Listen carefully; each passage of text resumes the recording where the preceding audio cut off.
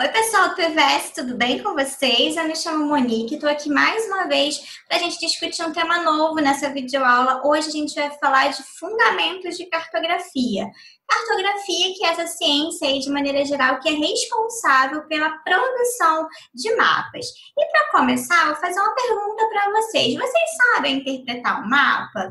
Não sei se vocês já repararam, espero que sim, mas assim, todo mapa, ele possui uma série de elementos aí que são responsáveis por uma boa interpretação do que esse mapa quer dizer para a gente.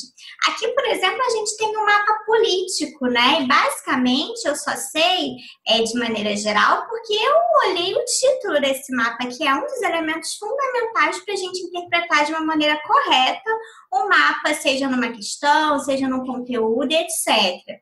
Todos os mapas, eles possuem todas essas informações, esses elementos.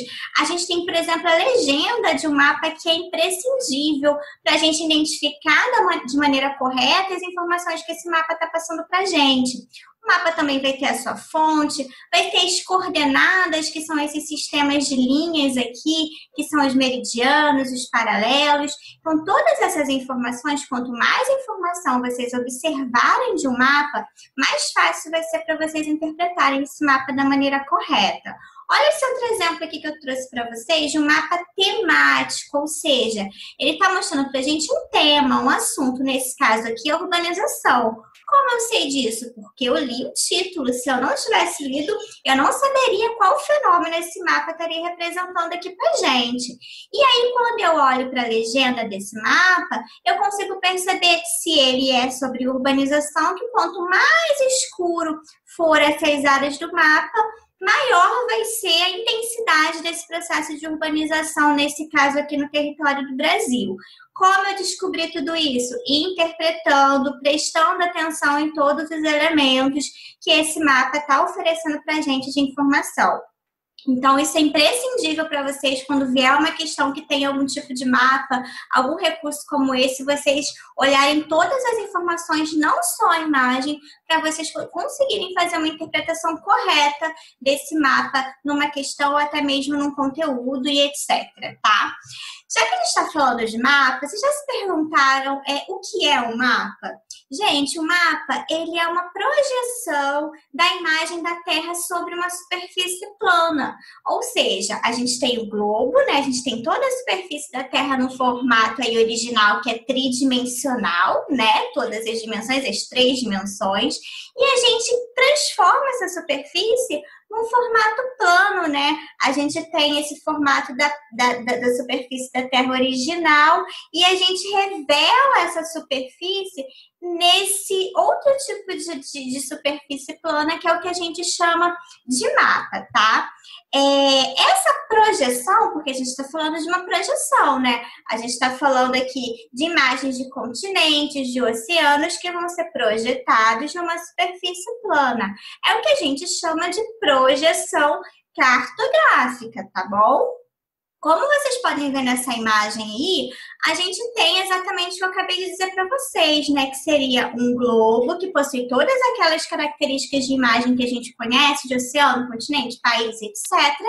E a gente meio que, de certa forma, envolve esse globo com uma superfície plana. Imaginem aí uma folha de papel, por exemplo, e aí a gente consegue projetar essas imagens daqui nessa superfície, gerando o que a gente conhece como um mapa. Existem vários tipos de projeções, como vocês podem ver aqui, tá?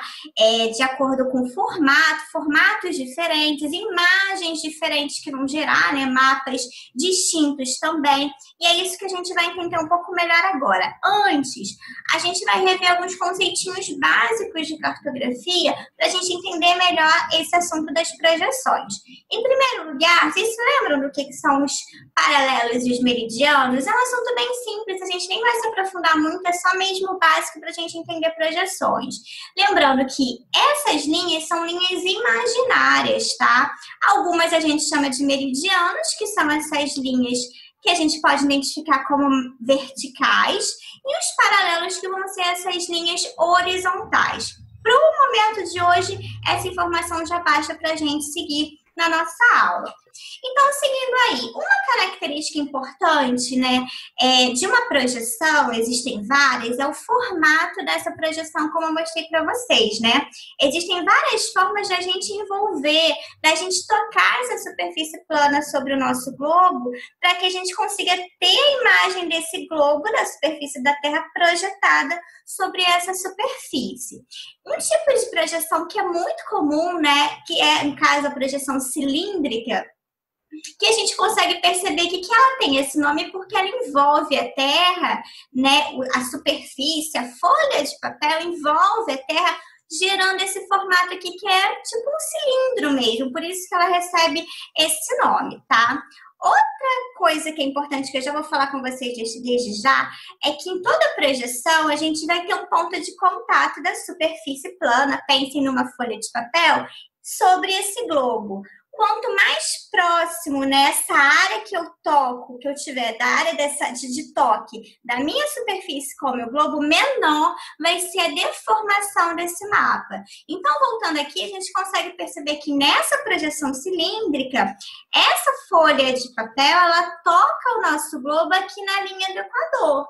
Então, a gente pode concluir que essa vai ser a parte do nosso mapa que a gente vai ter menos imperfeições, ou seja, a imagem projetada vai estar muito próxima da imagem original da própria superfície da Terra, tá?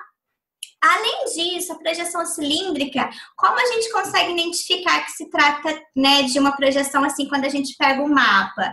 É que a gente tem essa característica dos paralelos e dos meridianos, eles se cruzam de uma maneira perpendicular, formando uma cruz perfeita, tá? Então, isso já é suficiente para a gente pegar o mapa dessa projeção e conseguir identificar que se trata de uma projeção cilíndrica.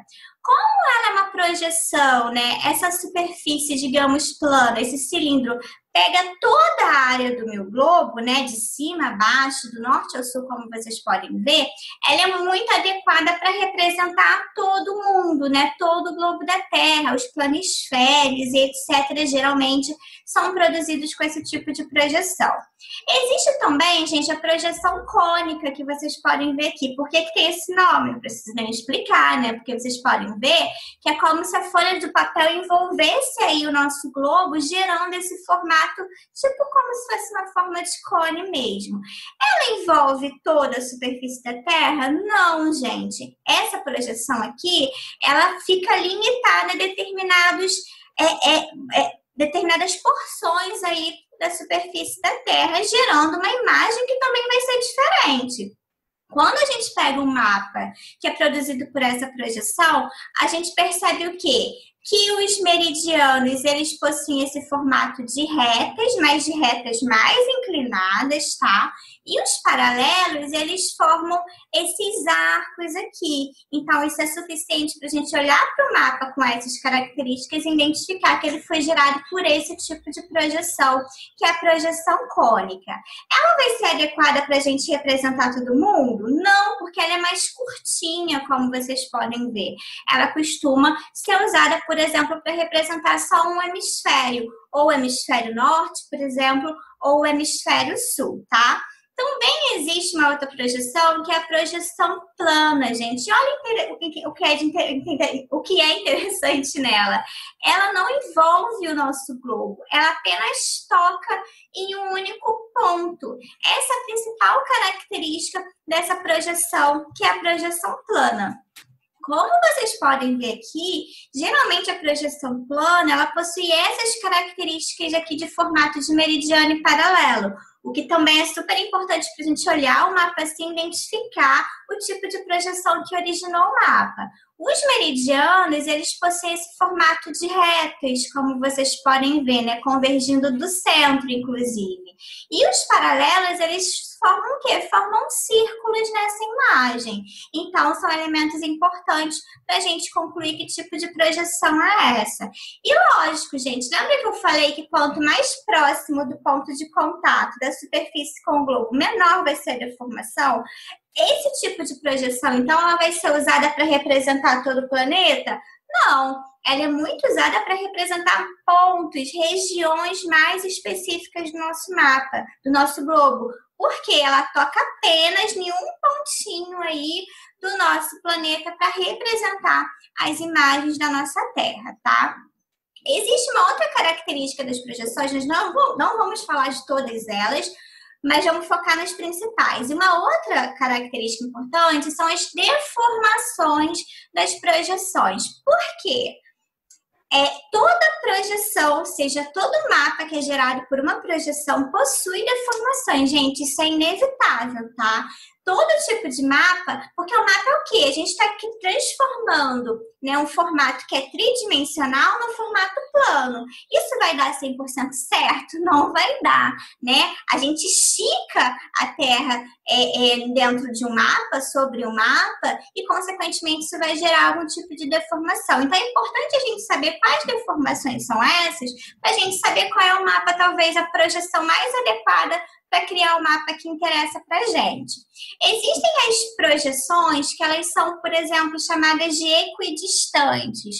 Por quê? Porque elas têm várias deformações, elas geram deformações, mas elas conseguem preservar as distâncias entre pontos de um mapa. Então, se a gente pega um mapa com uma projeção equidistante, se a gente mede dois pontos, aí, a distância entre dois pontos do mapa, e joga isso para a realidade, a gente vai conseguir aí, ter um resultado muito próximo, de fato, com o da realidade. Por isso que ela é classificada como uma projeção equidistante. Existem também as projeções que são as projeções conformes. O nome meio que já sugere o que essa projeção ela consegue preservar, né? Ela vai preservar o formato dos continentes, dos oceanos. Então, a gente pega uma projeção, um mapa gerado por uma projeção conforme, a imagem que a gente vê é muito próxima aí da realidade do globo da Terra. Ou seja, o formato aí dos continentes, oceanos, por exemplo, vai ser muito condizente com a realidade. E existem também as projeções que a gente chama de projeções equivalentes. Qual vai ser a principal característica delas? Elas vão preservar as áreas dos continentes e dos oceanos, ou seja, os tamanhos desses espaços. Então, ela não se compromete, por exemplo, em entregar um mapa com os formatos totalmente perfeitos, né? Mas pelo menos as distâncias, ou seja, ou melhor, o tamanho, né, dessas áreas, elas vão estar, o tamanho vai estar sendo preservado nesses mapas aí. Então, a gente pode confiar que esse tipo de qualidade, essa projeção equivalente, no caso, ela vai conseguir entregar. Trouxe para vocês aqui, para a gente encerrar, dois exemplos desse tipo de projeção. Aqui a gente tem a projeção de Mercator e a projeção de Peters, que são, assim, relativamente bem famosas, às vezes caem em vestibular as características delas. E o que a gente pode concluir olhando para essas duas projeções, esses dois mapas, a partir do que a gente viu até agora? Ambas são projeções cilíndricas. Monique, como eu sei disso? Porque a gente consegue identificar toda a área do nosso planeta, basicamente, né? Então, a gente consegue se lembrar que é cilíndrica, que tem essa capacidade de alcançar do norte ao sul do nosso planeta. Então, a gente pode concluir que ela tem esse tipo de classificação. Ela pode ser classificada como uma projeção cilíndrica. A projeção de Mercator, se vocês observarem bem, o formato aqui dos continentes, dos países, enfim, possui um formato muito bem definido. Ela pode ser classificada como uma projeção, então, conforme. Só que quando a gente olha aqui, ó, para a projeção de Peters, a gente percebe que o formato está meio estranho, né, dos continentes, está meio esticado, está meio alongado. Por que isso? Porque ela não é uma projeção conforme, mas ela se compromete a mostrar, se não o formato é adequado, mas o tamanho, a área desses continentes, desses oceanos, de uma maneira mais adequada e mais precisa. Então, o formato não está legal, mas o tamanho corresponde de uma maneira muito próxima à realidade. Inclusive, a projeção de Peters, ela tem um papel aí político que ela vai vir contestando a projeção de Mercator, que, como vocês podem ver aí, coloca, por exemplo, o continente africano de um tamanho muito pequeno, o formato está ok. Mas o tamanho, quando a gente joga para a projeção de Petrie, né, que é a projeção que preserva o tamanho, a gente vê que o formato não está legal, mas olha o tamanho do continente, que na verdade, na realidade, né, é muito maior do que o representado aqui por essa projeção que foi criada aí no contexto eurocêntrico de mundo, né, onde a gente tinha a Europa desempenhando um papel político e econômico no mundo muito forte, então ela tinha essa tendência talvez de representar esses continentes, talvez de uma forma um pouco mais tendenciosa, mais equivocada. E a projeção de Petrie, ela vem justamente tentar contestar isso, mantendo aí o tamanho desses continentes, indicando aí de verdade, talvez, essa importância territorial de alguns continentes, o que não era representado na projeção de mercado. Bom, gente, essas são algumas aí das informações que a gente tem de conteúdo de cartografia, né? Uma aula básica, são fundamentos aí de cartografia. Espero que vocês tenham gostado. E é isso, até breve, talvez aí a gente possa se encontrar de novo. Bons estudos. E é isso, gente. Até mais. Tchau!